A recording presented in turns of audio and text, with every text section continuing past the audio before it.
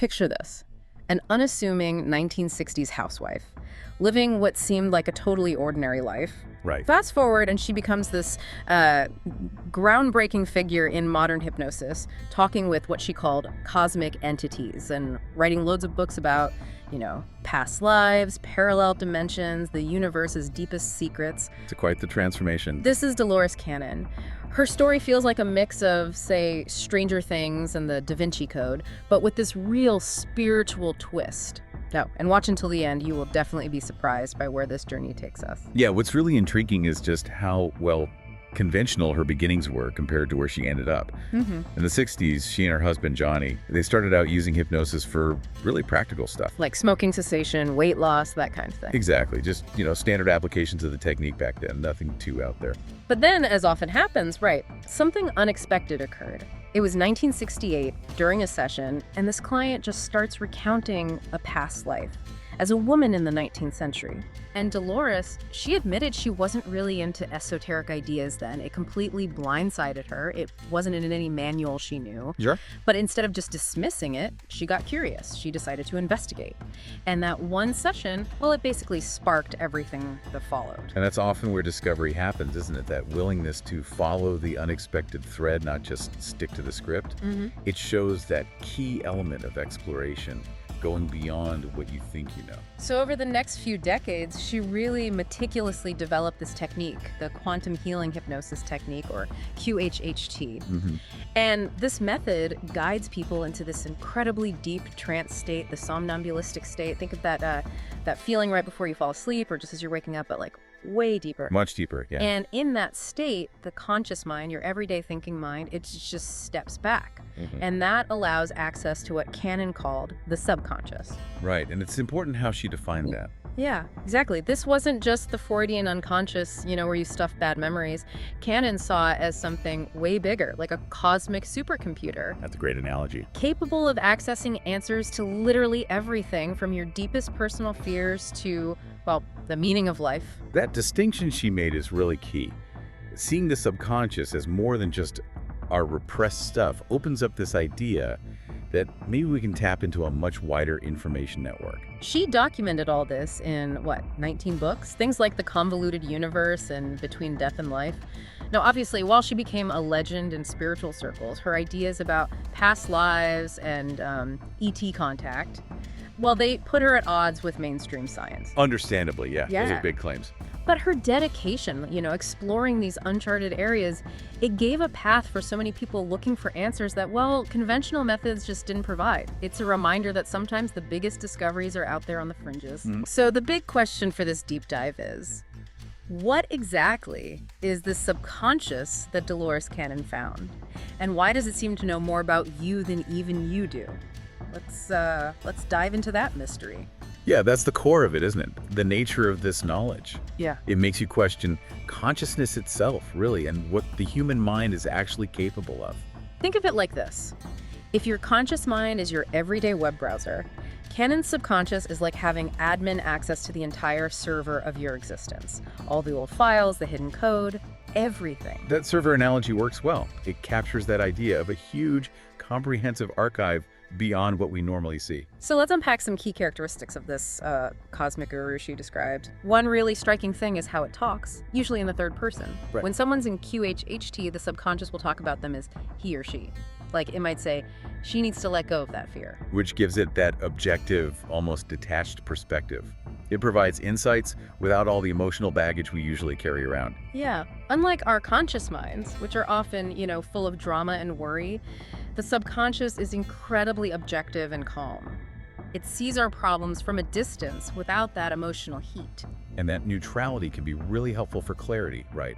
Seeing things without the fog of anxiety or bias. Interestingly, though, Cannon did report it can sometimes show a kind of, gentle frustration. Like, why doesn't he listen to the intuition I keep sending? I think we can all relate to that, ignoring that gut feeling. It adds a surprisingly human touch to this deeper part of us. Definitely. And while it uses words we know, the subconscious can also be quite creative with language. Sometimes it invents terms or uses analogies to explain really complex stuff. Like it's adapting its communication, finding ways to get the message across even when the concepts are tricky. Shows a real intelligence there. Now, capability-wise, according to canon, this subconscious knows, well, pretty much everything. Not just about your current life, but past lives, even stuff about the cosmos. It's a huge scope. It can answer almost any question, from the super personal to the universal. And maybe most amazing, it seems to be able to facilitate healing, physical, emotional, sometimes instantly, if the person is open to that change. That healing aspect is definitely one of the most remarkable claims. And this idea, of a higher part of ourselves, it echoes in other traditions. Canon's higher self, for instance, sounds a bit like the Atman in Hinduism, that divine spark within. There are ever definite parallels. And as we'll get into, it also connects with Carl Jung's concept of the self, the sort of unifying core of the psyche that speaks in symbols. But before we jump to Jung, let's figure out how Canon actually accessed this thing. Right, the practical side. How did she open that door?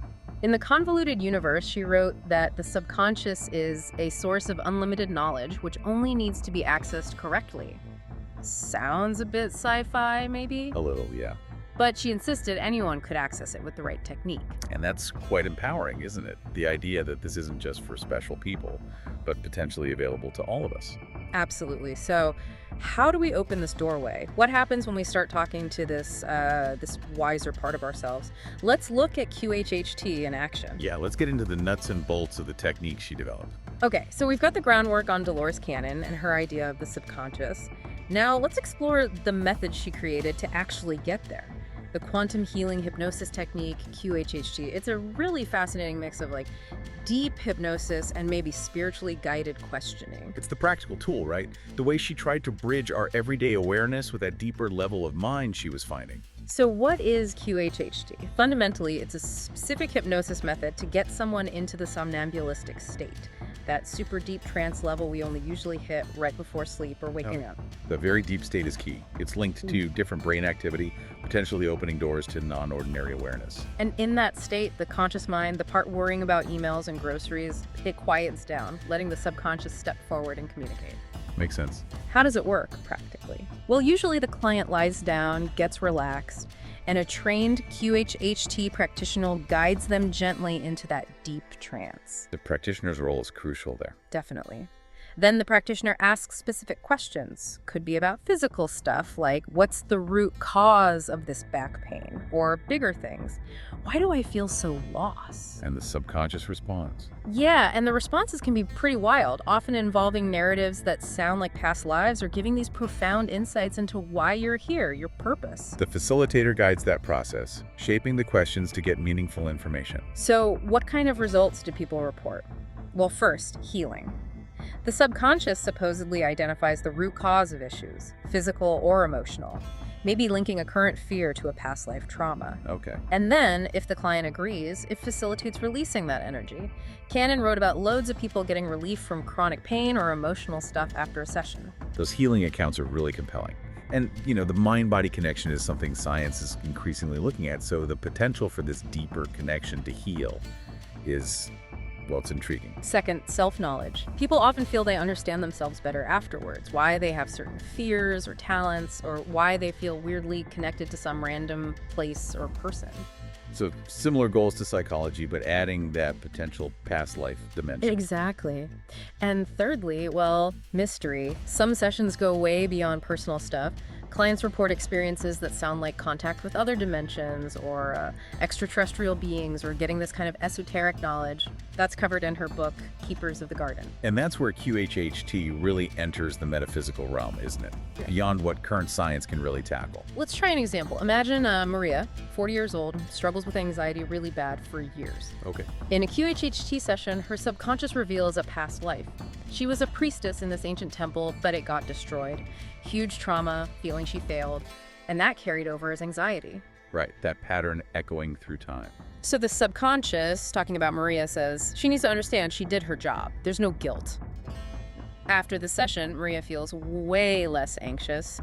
And interestingly, the subconscious suggests she starts meditating regularly to kind of solidify that release and update how she sees herself. Which connects nicely to Jung's idea of renewing the self's images, doesn't it? That need to update our inner story. Totally. So where does science fit in? Well, neuroscience has some interesting angles. That somnambulistic state in QHHT, it shows more theta brainwaves, mostly in the brain's right hemisphere. And the right hemisphere is linked to intuition, creativity, spirituality. Exactly. Researchers like Andrew Newberg in Why God Won't Go Away found that trance states can activate the right parietal lobe. That's involved in our sense of self and feeling connected to something bigger. Which lines up pretty well with Cannon talking about accessing the higher self. And this links to your idea about expanding brain processing. It makes sense, right? To integrate these huge experiences, these big insights, the brain probably needs to adapt, create new pathways. Neuroplasticity. The neuroscience gives us a framework, linking the states to brainwaves, specific regions. It helps ground it a bit. And neuroplasticity supports the idea that the brain can change and integrate new things, potentially even QHHT experiences. But QHHT definitely goes beyond current science. When the subconscious talks about past lives or other dimensions, that's unexplained territory, like stepping into the Stranger Things upside down, but looking for answers, not monsters. Good analogy. And that's where Jung comes back in. Cannon's subconscious, using metaphors, vivid visions. It feels a bit like the Jungian unconscious, which also speaks in symbols. Maybe QHHT is a way to actively engage with and, I don't know, repaint the images of the self, help with that psychological renewal Jung talked about. It's an insightful comparison. Both recognize the power of symbols, but their interpretations differ, didn't they? Jung saw the source mainly as internal, personal, and collective unconscious. Cannon's view included external sources, like actual past lives. Right. In Between Death and Life, she talks about sessions detailing the space between lives. That sounds like the Buddhist bardo, maybe? Or Jung's collective unconscious, that pool of universal archetypes. That in-between state is a recurring theme in lots of traditions.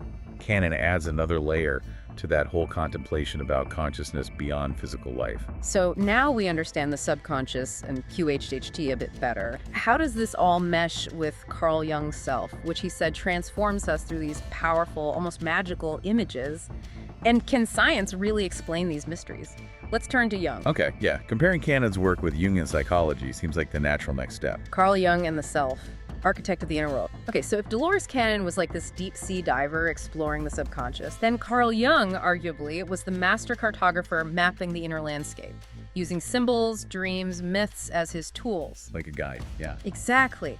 Picture him like Gandalf, leading us through this inner realm that's way more than just logic. It's a vibrant theater of archetypes, powerful symbols, and this mysterious core he called the self. That's a good way to put it. He really focused on charting those less visible parts of the psyche. And here's a cool link. This Jungian self has some really interesting parallels with Cannon's subconscious, especially in how both suggest the mind creates and renews its own stories, its own understanding of reality. Right, that narrative shaping capacity. Jung, Swiss psychiatrist, first half of the 20th century, he saw the psyche in layers. You've got the conscious mindus right now, then the personal unconscious, your own memories, maybe stuff you've repressed. Standard stuff so far. But then deeper down, the collective unconscious, a universal layer we all share, like a reservoir of basic human experiences showing up as archetypes. The hero, the mother, the shadow, those universal patterns. Exactly, and right at the center of it all, the self, which Jung called the God within us. It's not the ego, our personality, it's the archetype of wholeness. The organizing principle, trying to integrate everything, guiding us towards becoming, our true, complete selves. That model, with the self as the central archetype aiming for wholeness, for individuation, that's pure Jung. It's the goal of psychological development in his view. Now here's the critical bit. Jung believed the unconscious, including the self, doesn't talk in logic or everyday language. It speaks in images. Symbols, dreams, myths. Right. The symbols and dreams, recurring myths, even those mandalas people draw that feel super meaningful, these images are like the soul's voice. The self uses them to guide us, like an inner movie director showing us scenes we need to see in our dreams. That symbolic language is absolutely key to Jung. And like any good story, these inner narratives need to evolve. As we grow, as the world changes, our psyche needs renewal, like a mental reboot to stay current with our experience. That dynamism is crucial. The images aren't static. They have to reflect our ongoing growth. Here's some good news. If you like this video and comment on it, YouTube will better understand your taste and will recommend videos like this to you. Subscribe and share this video. Good tip. So how does this Jungian self, communicating through inner images, relate to Canon's subconscious, which seems to remember past lives and cosmic stuff? And where do our brains fit into processing these big images? Yeah, that's the million-dollar question, isn't it? Where do these two frameworks meet or diverge, and what's the brain doing? Jung thought these self-images weren't fixed. They're dynamic, constantly evolving, like software needing updates. That's a great analogy for today. In the past, maybe the self showed up in our collective imagination as powerful gods, Greek, Egyptian, whatever, today.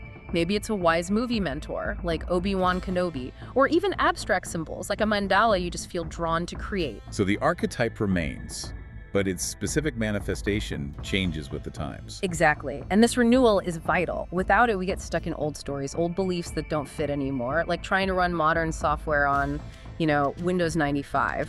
Leads to crashes. In the archetypes and the collective unconscious, Jung explained the self often appears in dreams and visions as images uniting opposites.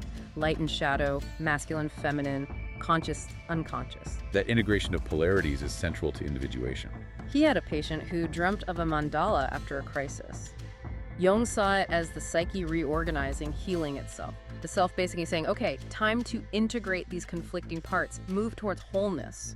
So the image itself carries the message of integration. But to really get the message in these images, Jung said we need to be open, receptive, and connecting back to your idea, our brains need enough processing power. Makes sense. To handle the complexity. Which brings us back to your concept.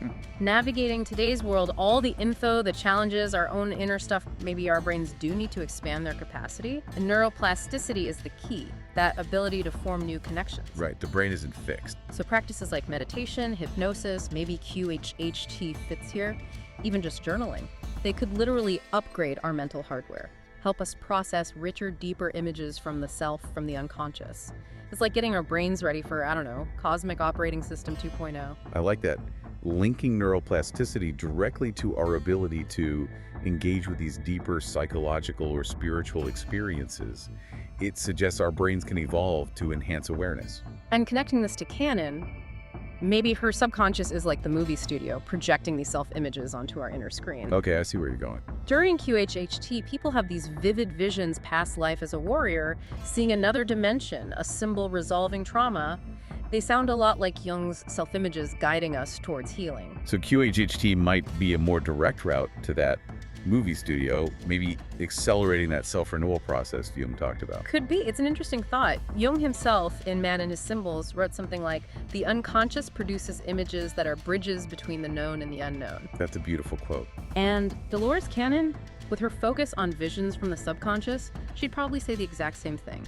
These visions are keys, metaphors unlocking deeper truths about us and the universe. Yeah, that shared understanding about the power of unconscious imagery is striking.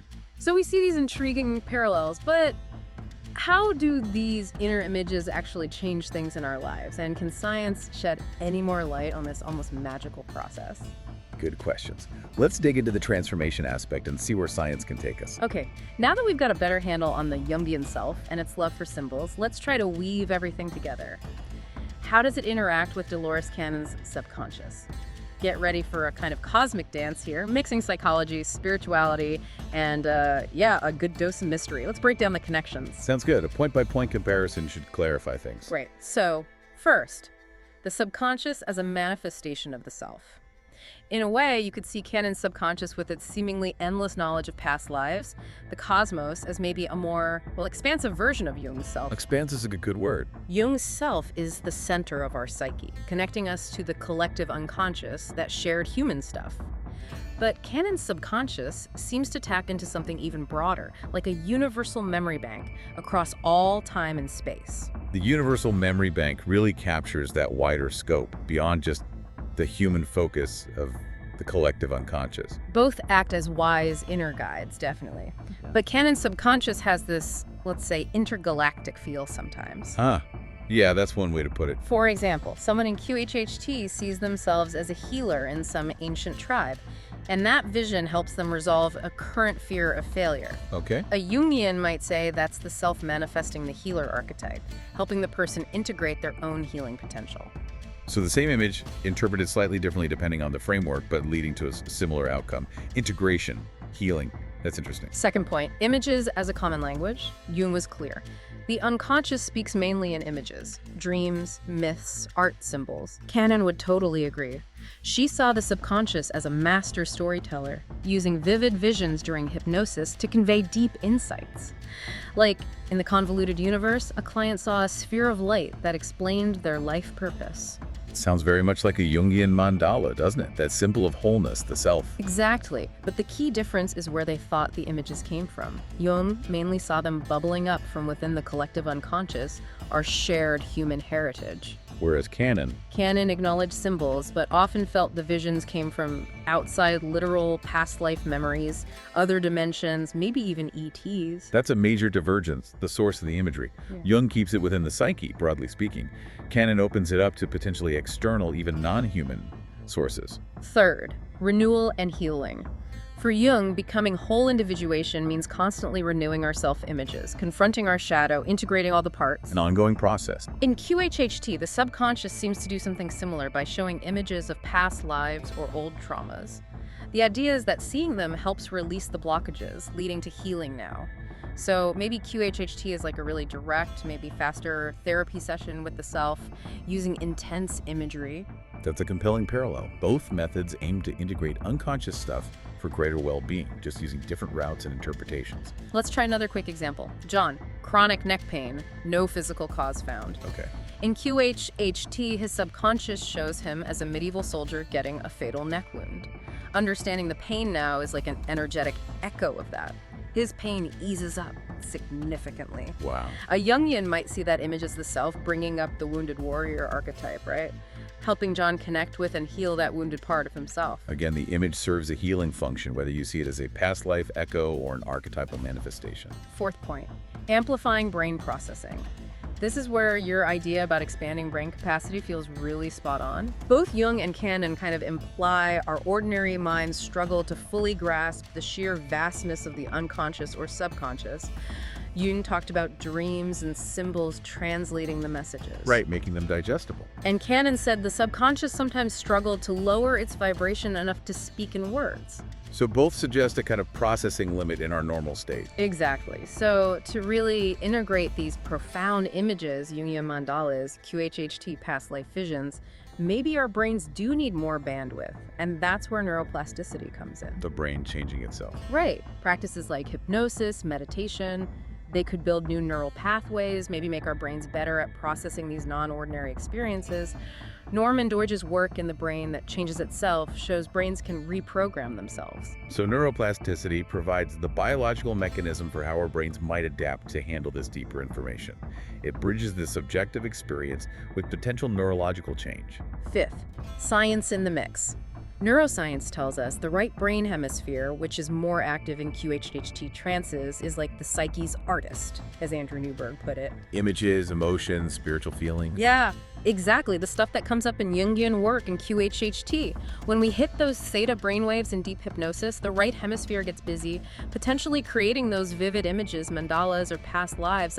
It's like our brain becomes an internal 4D cinema projecting these self-subconscious narratives. That provides a neurobiological angle on the imagery itself, linking it to specific brain states and regions associated with altered consciousness. Sixth, spirituality and mystery. But let's be real, science can't explain everything here. Not yet, anyway. Both Jung's self and Canon's subconscious touch the deep mystery of being human. Absolutely. For Jung, the self is almost divine, connecting us to the cosmos via the collective unconscious. For Canon, the subconscious is the bridge to the higher self, the part that knows our whole soul journey. Both point to something more within us. Yeah, echoing ancient ideas like the Hindu Atman or Gnostic inner knowing, Gnosis. And when the subconscious in QHHT starts talking about Atlantis or other dimensions, well, now we're deep in X-Files territory. Definitely pushes the boundaries of the known. Jung described the self using that amazing metaphor, a circle whose center is everywhere and whose circumference is nowhere. Which sounds remarkably like the omniscience canon attributed to the subconscious, that sense of being everywhere, knowing everything. Let's try Clara. Talented artist, but totally blocked creatively. Tries QHHT. Okay. Sees herself as an ancient Egyptian scribe writing sacred symbols. This vision just clicks. She starts creating these amazing, intricate mandalas. Block gone, new sense of purpose. Wow. So Jung might say that's the self bringing forth the wise old scribe archetype for guidance. Canon might see it as accessing past life wisdom. Neuroscience might point to the right hemisphere firing up in a theta state. And Clara, she just feels like magic happened, connecting her to her source. That weaves it all together nicely, the different perspectives converging on a real transformative experience. So we've seen how Jung's self and Canon's subconscious interact, creating these potentially life-changing images. But how can science shed more light on it all? And can we really turbocharge our brains to access this stuff more easily? Let's bring science more fully into the dance. Yeah, let's focus now on what neuroscience and maybe even quantum physics might tell us about these experiences. Okay, let's really bring science into this conversation with Canon's subconscious and Jung's self. Think of your brain like a super complex instrument, right? And the right hemisphere is the section tuned into intuition, spirituality, creativity. The artist section we mentioned. Exactly. When Dolores Cannon guided people deep into QHHT, she was essentially hitting brainwave frequencies that neuroscience is starting to map out. And what's cool is these frequencies and brain areas seem linked to Jung's self-imagery and to your idea of boosting our brain's capacity to handle this stuff. So science is providing potential correlates for these subjective experiences. Pretty much. Neuroscience shows the brain isn't just one lump. Different regions do different things. Left brain, more analytical, logical, language. Right. Right brain, more holistic, spatial, creative, handling emotions and spiritual experiences. Right, the classic division, though it's more complex than that. Sure, but generally speaking. Yeah. And studies like Andrew Newberg's show that during spiritual practices meditation, the right hemisphere often lights up more. And crucially, that's the hemisphere that gets more active in states like QHHT. So there's a neurological signature matching the type of experience. And when someone goes deep into that QHHT somnambulistic state, their brainwaves shift, often showing more theta waves. These theta waves, stronger in the right hemisphere, are linked to deep relaxation, intuition, that zone between waking and sleep. The gateway state. Kind of. A gateway to deeper awareness, maybe allowing a stronger link to Canon's subconscious or Jung's self aspects. Newberg also found that in deep trance or meditation, activity can slow down in the right parietal lobe. The part involved in our sense of self in space. Yeah, and that slowing down correlates with feelings of unity, connection to something bigger, exactly what people report when accessing the higher self in QHHT. That's fascinating. A measurable brain change linked to that feeling of oneness. So how does this connect to the subconscious and self-images? Well, with the right brain dominant, theta waves flowing, the brain in QHHT is often super receptive to imagery. Which could manifest as those past life scenes, mandalas, symbolic figures. Right. Jung said symbols are the unconscious's language. Neuroscience backs up the right brain's role in processing metaphors and visuals. When Canon's subconscious uses an analogy for trauma, it's probably using the same neural software Jung linked to the self-symbolic talk. So the brain's right hemisphere is the hardware running the symbolic software of the deeper psyche. Nice way to put it. Now, what about the healing? Those stories of rapid healing in QHHT, science has angles there too. The right hemisphere helps regulate emotions and the autonomic nervous system, heart rate, endorphins, that stuff. The mind-body connection. Absolutely. In deep trance, the brain's ability to manage pain or trigger the placebo effect can be stronger. Plus, neuroplasticity dojges the brain that changes itself again.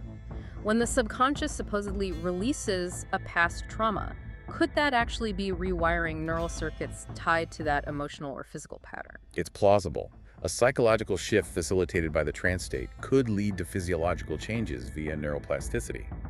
It aligns with Jung's idea of self-renewal through integration, too. Which brings us back to amplifying brain processing, your idea. To really handle the complex images and insights from the subconscious or self, maybe visions of other dimensions, big archetypes, our brains might need more bandwidth. Makes intuitive sense. And neuroplasticity is the tool. Hypnosis, meditation, maybe neurofeedback.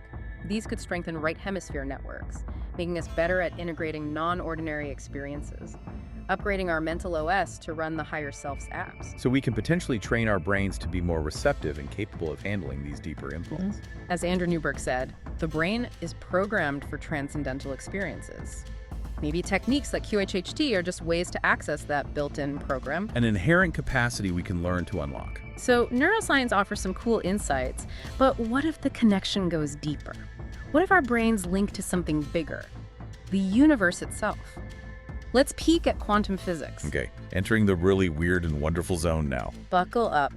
Quantum physics studies the subatomic world where things get bizarre. Particles in multiple states at once, instant communication across distances. Non-locality, yeah. Spooky action at a distance. Exactly. Now, mainstream science is super rigorous, but some quantum ideas offer really intriguing parallels or metaphors for what Cannon and Jung were talking about. Potential connections, even if not proof yet. Like quantum consciousness, the Orch-OR theory from Penrose and Hameroff. It suggests consciousness isn't just neurons firing, but maybe involves quantum stuff happening inside brain cell microtubules. Tiny structures within the cells. And these quantum processes could, theoretically, connect to a bigger cosmic information field. Sound familiar? Like Cannon's subconscious tapping into universal knowledge. It's a direct, though still debated, attempt to link brain physics to consciousness, potentially explaining that wide reach Cannon described. And non-locality. If entangled particles influence each other instantly, regardless of distance, maybe consciousness isn't stuck in the brain. Maybe it's non-local, accessing info beyond space and time. That's a huge leap, but... Huge leap, yeah. But when Cannon's subconscious talks about Atlantis or parallel dimensions, it feels like it's operating non-locally. Jung had similar ideas with synchronicity, those meaningful coincidences hinting at deeper connections. It offers a potential physics-based metaphor for transcending normal space-time limits, aligning with some of the stranger QHHT accounts in Jung's mystical side. So connecting to the self, from this quantum view, maybe Jung's symbolic self-images uniting opposites, guiding individuation are like downloads from that underlying quantum field. Interesting idea. In QHHT, visions often feel like they come from elsewhere, a sphere of light, an ancient scene. Jung saw archetypes. Quantum speculators might see echoes from a cosmic info network. Cannon saw the subconscious higher self plugged into the universe's server. Different languages describing a potential connection to a foundational level of reality or information. Now, let's be clear. Mainstream quantum physics doesn't endorse past lives or instant healing, full stop. Important caveat. But thinkers like Fritjof Capra in the Tao of Physics pointed out parallels between quantum mechanics and Eastern mysticism, interconnectedness, observer effects. When Cannon said the subconscious struggled to lower its vibration to talk, it weirdly echoes the quantum idea of high energy states needing to collapse into a measurable form, a resonance between mystery and potential science. That's a beautiful parallel. It highlights potential convergences even without full scientific proof yet. And amplifying brain processing, your vision gets even cooler with quantum possibilities. If consciousness does have a quantum element, maybe we need brains tuned to pick up those subtle signals. Like upgrading our internal antenna. Exactly. Neuroplasticity, maybe QHHT, could help tune our brains, not just for self-images, but maybe for insights from that cosmic field, picking up more frequencies. Expanding our perception to potentially include information beyond our current scientific models. Roger Penrose, in The Emperor's New Mind, argued consciousness needs more than classical computing. He opened the door for quantum processes, which aligns surprisingly well with some of Cannon's more out-there ideas. It suggests our current science might not have the full picture of consciousness yet, leaving room for these more radical theories. So, neuroscience and quantum physics give us these fascinating clues about the subconscious and self. But the big question is, how do we use this? How do we actually enhance our minds, maybe tap into these deeper realities? Let's synthesize this and talk practical brain expansion. Right, let's bring it back to application. How can we build that brain 2.0? Okay, we've arrived at the heart of your vision. To really engage with Cannon's subconscious, grasp Jung's self, and explore cosmic mysteries, we need a more capable brain. Let's call it Brain 2.0. I like it. And the great news is, science suggests this is possible. Cannon and Jung's insights can actually guide us on this path of mental expansion. Let's look at how we can upgrade our inner OS. Yeah, moving from theory to how we actually enhance these capacities. Neuroplasticity is the key. The brain's amazing adaptability. As Norman Doidge showed in The Brain That Changes Itself, Our brains aren't fixed. They change throughout life. Use it or lose it, or rather use it and change it. Exactly. Repetitive experiences, learning stuff, meditating, even hypnosis create new neural connections, especially in that right hemisphere we keep talking about, the one for intuition, creativity, spiritual stuff. So practice literally reshapes the brain. Right. When we do things like QHHT or meditate regularly, we're literally sculpting our brains, making them better at processing the subtle images of the subconscious and self. Studies show meditators often have increased gray matter in areas for attention, awareness, even transcendental feelings. It's like adding more RAM to your mental computer. That's a powerful motivator, knowing that conscious effort can create real physical brain changes that enhance these abilities. So, practical steps for your brain 2.0 upgrade. First, hypnosis, including QHHT. It directly activates the right brain, promotes theta waves, basically trains your brain to access those deeper states where the subconscious self talks more clearly. Every session is like a workout for processing complex visions. Makes sense. Direct training for that state. Second, meditation. Research, like Richard Davidson's, shows it strengthens connections all over the brain. Better integration, preparing the mind for deeper experiences. Think of it like installing a more efficient operating system. Building the foundation.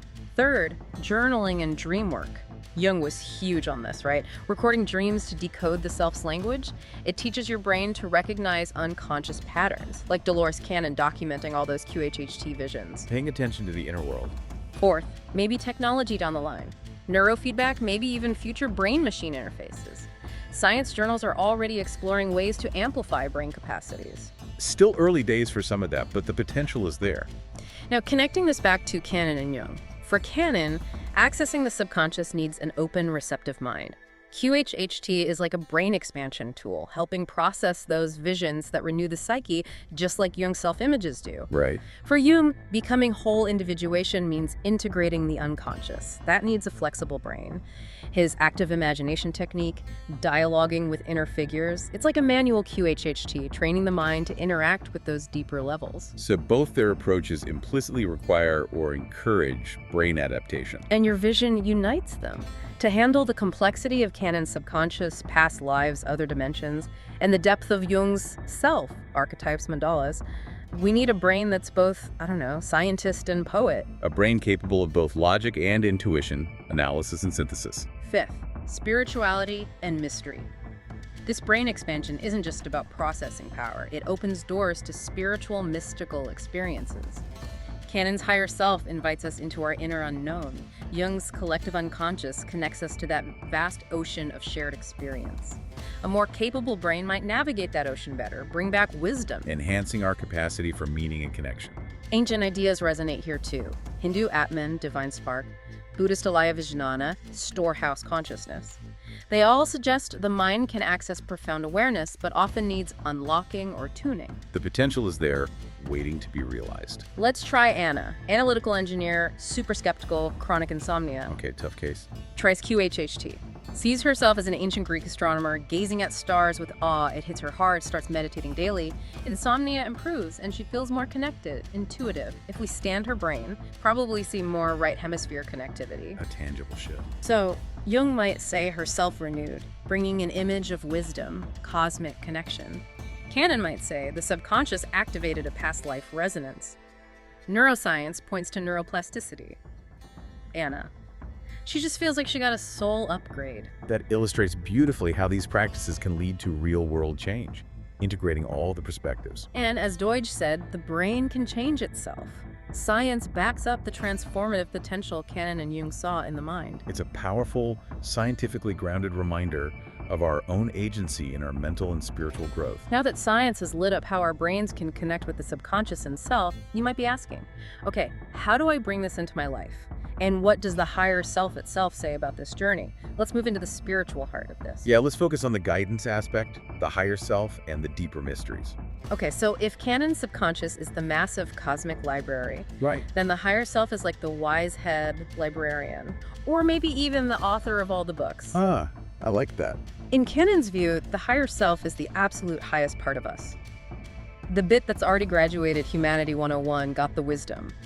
It's often shown as this loving, guiding force, like a cosmic mentor.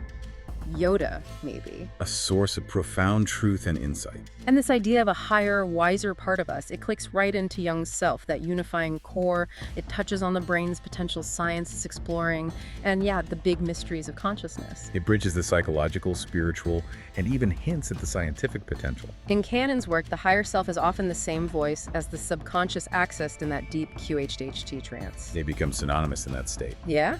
And when the client's deep, the subconscious higher self talks, often third person, giving insights into trauma roots, life purpose, even bigger stuff like humanity's destiny. In between death and life, she describes it as knowing your entire soul journey, past lives, current mission, other dimensions. Like the ultimate life review database. That paints a picture of immense wisdom and perspective far beyond our everyday awareness, guiding the soul's journey. Connection with Jung. Canon's higher self feels like a close relative of Jung's self, the God within us, as he put it. Both are inner guides. Definitely related concepts. But Jung focused mostly on psychological integration, becoming whole within this life individuation. Canon's view stretched further into cosmic connections, past lives, other realities, ETs maybe. So Jung is more psyche-focused, Canon more cosmos-focused, but both point inward for guidance. Right, and both stressed imagery as the language remembered, Jung's symbols, Canon's visions, and that these inner stories need updating as we grow. That need for renewal is a common thread. Spirituality and focus. The higher self idea clicks with so many traditions. Hindu Atman, the divine spark. Buddhist Alaya Vijnana, storehouse consciousness holding karma. Gnostic Gnosis, inner knowing. Canons seem to weave these together, offering a modern way to access that guiding higher self through trance. It taps into that perennial human search for connection to something divine or higher, offering an experiential path. Healing and transformation via the higher self. Canon saw the higher self not just as wise, but as capable of serious healing. The instant healings reported in QHHT. Yeah. In QHHT, the higher self could supposedly spot and release the energy patterns behind physical or emotional pain if the person was ready. In the Convoluted Universe, she gives tons of examples, chronic pain vanishing after seeing a past life origin. And that connects back to neuroscience. Right brain, theta waves, psychoneuroimmunology, the mind-body link. Exactly. But it also stays mysterious, right?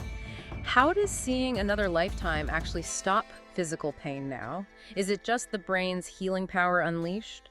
Or is the higher self literally intervening somehow? That's where we hit the edge of current understanding. It invites open-minded inquiry. Paramahansa Yogananda, in Autobiography of a Yogi, called the higher self the bridge to experiencing divine consciousness. That aligns perfectly with Canon's higher self being our link to greater wisdom. Yeah, it emphasizes that interconnection as the pathway to transcendence. So the higher self is our cosmic guide. But what happens when the guide starts revealing stuff that sounds straight out of the X-Files?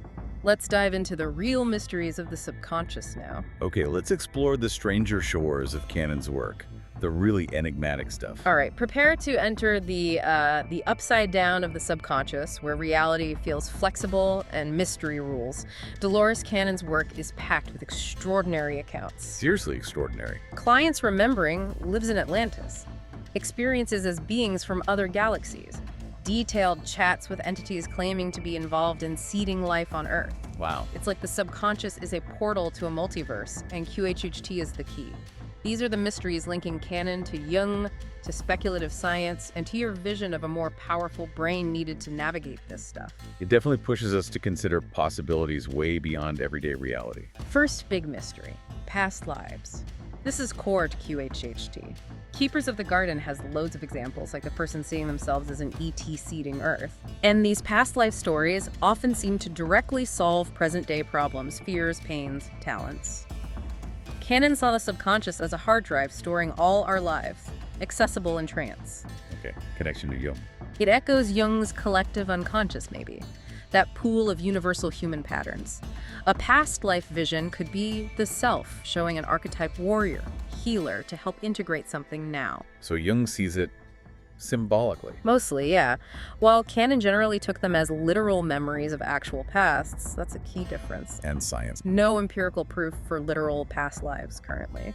But hypnosis research, like Ernest Hilgard's work, shows deep trance can access unconscious stuff that feels like real memories of other lives. So are they literal or powerful metaphors from the unconscious? Mystery remains. Acknowledging the different interpretations, literal memory, symbolic archetype, unconscious confabulation is important. Second mystery. Dimensions and alternative realities. QHHT went beyond past lives. Canon reported accounts of contact with other dimensions interacting with beings from alternate realities. The Convoluted Universe mentions sessions describing other Earths, or beings guiding human evolution from outside our perception. Like the subconscious holds keys to a multiverse bigger than sci-fi. Okay, Jung connection. Well, Jung's collective unconscious is kind of a timeless space with all the archetypes. Maybe a vision of another dimension is the self creating a symbolic image to convey a big truth, like he discussed in the archetypes and the collective unconscious. So again, potentially a symbolic representation rather than literal travel. And speculative science. Quantum physics ideas like non-locality, the multiverse hypothesis, Hugh Everett. They offer theoretical metaphors, maybe. If consciousness is non-local, Penrose Hameroff, maybe the subconscious could tap info outside space-time. Still very speculative, of course. It offers a potential, though unproven, framework that resonates with these experiences. Third mystery, esoteric knowledge. Some QHT sessions brought through info about lost civilizations, Atlantis, Lemuria, or detailed cosmic history. The Akashic Record idea. Exactly. Canon believed the subconscious higher self could access this cosmic library of everything. Between Death and Life has dialogues about the space between lives, echoing the Buddhist Bardo. Jung connection here. Maybe the collective unconscious holding ancestral wisdom expressed in myths and symbols? A vision of Atlantis could be the self using an archetype to teach something. And spiritual parallels. Hindu Akasha, etheric record, Gnostic Gnosis, direct knowing. These ideas resonate with a universal knowledge field. Fourth point, back to your idea. Amplifying brain processing for these mysteries. Handling visions of Atlantis, ETs, cosmic history. That probably needs a brain beyond its usual logical It mode. requires moving beyond the default network, yeah. Neuroplasticity again. Hypnosis, meditation could strengthen the right brain, make it better at processing non-ordinary experiences, preparing the mind to be a better receiver for these weird signals, like installing a cosmic decoder. Enhancing our capacity to engage with and make sense of these potentially paradigm-shifting experiences. Fritjof Capra's Tao of Physics really highlighted those parallels between quantum weirdness and mysticism, that interconnectedness. Dolores Cannon, with her expansive subconscious, probably would have loved that. It points towards that potential convergence of science and deeper knowing. These mysteries are mind-bending, but how can science and spirituality work together? Not just to understand them, but to help us live these insights.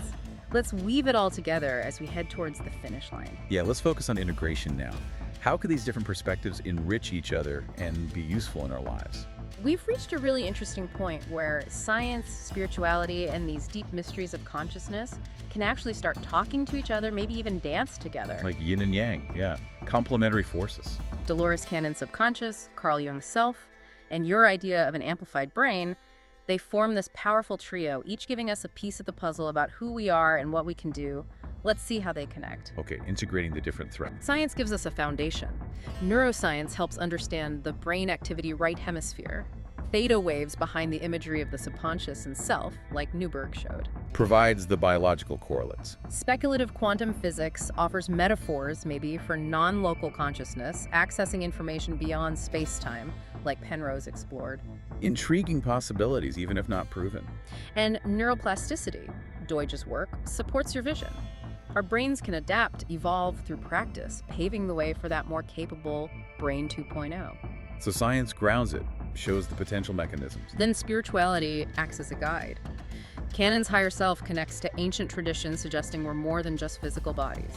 QHHT, as a technique, intentionally fires up the right brain, potentially bringing forth those psyche-renewing images Jung talked about. Activating our inner wisdom. And the focus on self-healing aligns with mind-body practices like yoga, meditation. The higher self's message is often empowering. You're more powerful than you think. Offering meaning, guidance, and tapping into inherent potential. And mystery is the fuel. The fact that we don't have all the answers about consciousness, past lives, other dimensions keeps us curious, exploring. Jung knew not everything needs a neat explanation. Right. Canon encouraged an open mind. These mysteries show we need a mix. The scientist's logic, the poet's intuition, the explorer's spirit. Embracing the unknown drives the quest for understanding. Let's picture Lucas, writer, totally blocked. Tries QHHT. Okay. Sees himself as a poet in some luminous dimension, writing with light, message. Create without fear. it hits home. He starts meditating, journaling his dreams, Jung's advice, writes this amazing novel blending science and spirituality, feeling guided by his higher self. Brain scans probably show more right brain connectivity, neuroplasticity at work. That's a great synthesis. Jung would see the self-renewing via an inspiring image. Cannon would see the subconscious revealing purpose, clearing a block. Lucas just feels transformed by engaging the mystery. It shows how integrating these approaches can unlock real potential. And connection to self-renewal. QHHT visions, like Jung's self-images, are like psyche updates. Chances to reframe our stories, expand our minds, and like you said, we need brains capable of processing these updates. The dialogue between science and spirit helps pave that path. It's a continuous process of growth facilitated by engaging these deeper levels. Jung, in Aion, said, "The self is the beginning and end of all."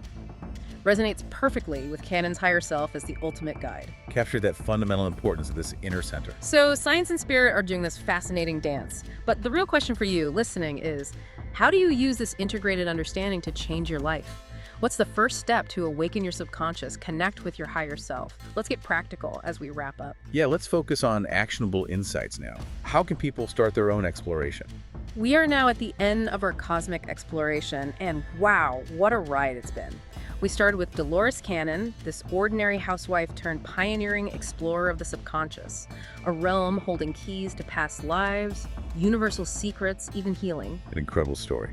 Then we mapped the psyche with Carl Jung, encountering the powerful symbols of the self, urging us towards wholeness through dreams and archetypes. A deep dive into the inner landscape. We saw how neuroscience lights up the brain during these states, and how quantum physics hints at possibilities even stranger than we might imagine.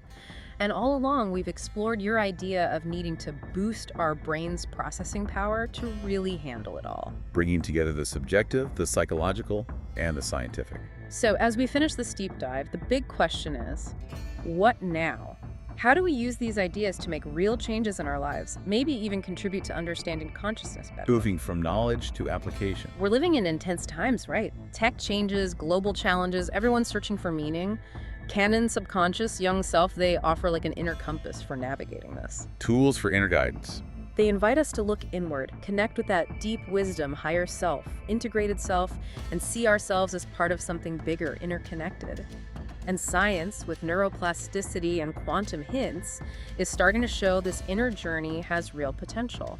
Highlighting the relevance of these ideas right now. Why does this matter to you? Because understanding the subconscious and self is like finding a hidden key, unlocking self-knowledge, healing, purpose. Fundamental aspects of a fulfilling life. Cannon believed accessing the subconscious frees us from old fears and patterns. Jung saw the journey to the self, individuation, as becoming who we're truly meant to be. And your vision of Brain 2.0 suggests we need to cultivate a more receptive, capable mind to access these inner treasures, handle the rich imagery and mysteries. Emphasizing the personal benefits of this exploration. We're maybe entering a new era of consciousness, where science and spirituality start working together. Imagine a future where QHHT, meditation, maybe neurotech, help us access the subconscious self more easily. A future of integrated understanding. Where renewing our inner stories, like Jung stressed, is normal. Where our brains, thanks to neuroplasticity, are better tuned to our higher self signals, like a cosmic radio. This isn't sci-fi, it's starting now, and we can all participate. An inspiring vision of collective and personal evolution. As Norman Doidge said, the brain is the only organ that sculpts itself. Perfectly captures the transformative potential Cannon and Jung saw in the mind's ability to grow. A powerful reminder of our own capacity for change. But where do you start? What simple steps can you take to explore your own subconscious? Connect with yourself, expand your brain. Let's offer some practical ideas. Okay, let's give people some actionable starting points. Here are some ways to begin your exploration. First up, experiment with meditation.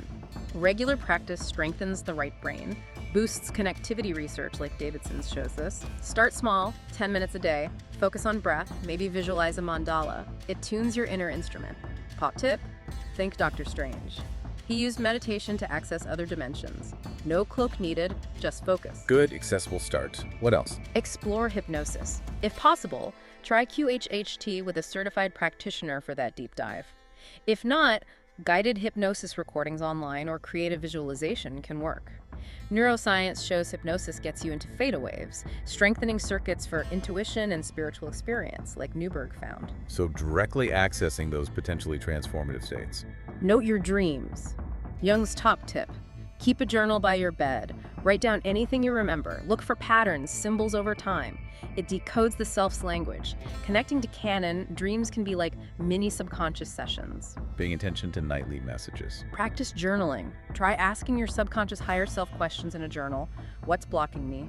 Then just write. Free flow. No censoring automatic writing. Bypasses the logical left brain, lets the intuitive right brain speak, like a pocket QHHT. Helps train your brain for intuitive info. A simple way to dialogue with deeper parts of yourself. Dive into creativity. Draw, paint, sculpt, color mandalas. Creative acts fire up the right brain, help update your inner imagery, like Claire the artist finding her flow again.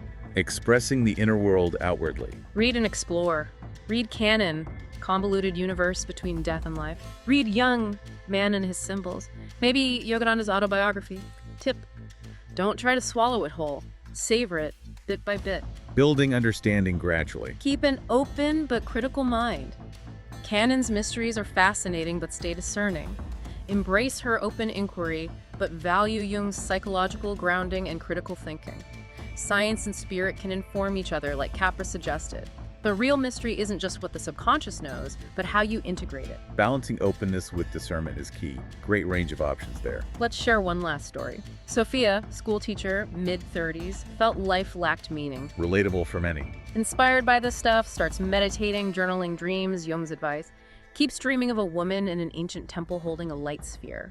Tries QHHT. Subconscious reveals the dream woman is her. A past life as a respected priestess sharing wisdom. It clicks. She starts teaching history with new passion, connects deeper with students. Brain scan. Probably show increased right brain connectivity, neuroplasticity. Wow, bring it all together. Jung might see the wise archetype emerging. Canon, the higher self, revealing purpose via a past life.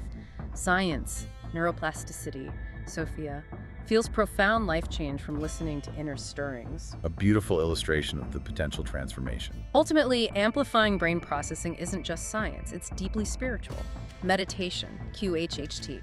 They strengthen our ability to perceive and integrate the rich images of the subconscious and self like you envisioned. Turning our minds into open portals for signals from our higher self, navigating the multiverse within. It's about unlocking our inherent potential. Canon's subconscious, Jung's self, they aren't just ideas. They're like dormant superpowers inside us, waiting, reminding us we're more than routines. We're inner explorers, soul artists, mystery keepers. So, pick a practice, experiment, see where your higher self leads. As Dolores Cannon said, you already have all the answers within you. And Jung reminds us, life is a mystery to be lived, not a problem to be solved. Maybe the biggest mystery is what you will do with what you find inside. So are you ready? Ready to take the metaphorical red pill? Start awakening your brain 2.0. The adventure is yours. Begin now. A powerful call to action. The journey starts within. There are 2 videos on the screen now. Click on one to continue your journey.